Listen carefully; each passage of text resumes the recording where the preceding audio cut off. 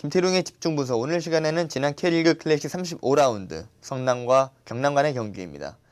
K리그 클래식 스플릿 B에서는 적수가 없을 것 같았던 성남이 최근 두 경기 대구와 강원을 상대로 승점 3점을 챙기지 못하면서 어려움을 겪었는데요.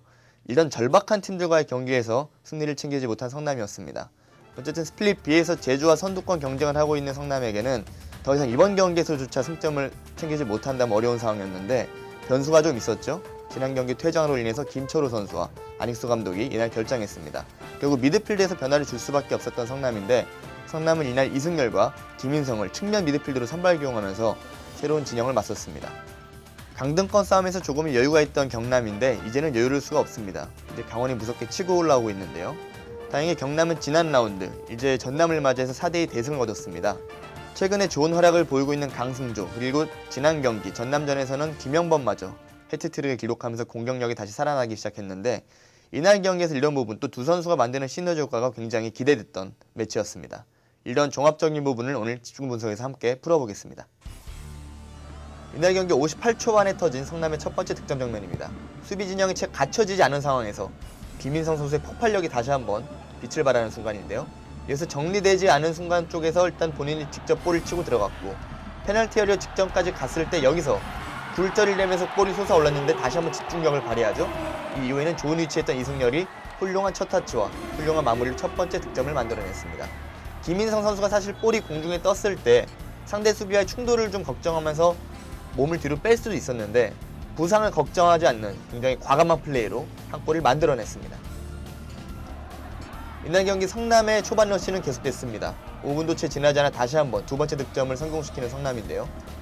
성남 진영에서부터 차근차근 빌드업된 공을 김인성 선수가 측면에서 잡았고 여기서 공을 가운데로 연결했을 때 김한윤 선수가 논스톱으로 다시 투입하는 선택이 좋았고 이 다음부터는 김동섭, 황의조, 제파로프로 이어지는 완벽한 컨비네이션이었습니다.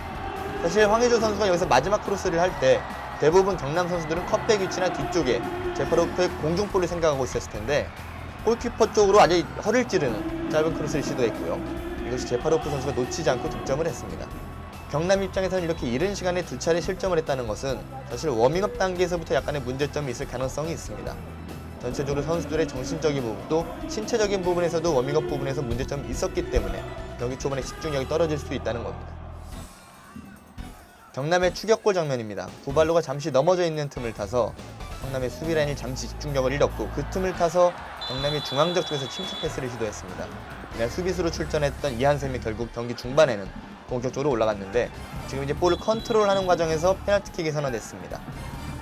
이 장면에서 보이듯이 현영민 선수가 대단히 안타까워하는 장면이 보이는데 이 파울 과정에서 현영민 선수의 도전이 분명 뒤쪽에서 이루어지긴 했지만 느린 화면을 다시 봤을 때는 공에 대한 클리어 태클로 보이죠. 일단 주심의 위치가 이쪽의 각도를 제대로 볼 수 없는 반대쪽 상황이었기 때문에 반대쪽에서 이루어지는 현영민 선수의 발의 위치, 타이밍 등을 정확하게 판단할 수가 없었습니다. 그렇기 때문에 현영민 선수 입장에서는 당연히 억울할 수밖에 없는 판정이 이어졌고 결국 이 페널티킥을 김영문 선수가 깔끔하게 연결을 하면서 경남은 2대1 한 골을 추격합니다.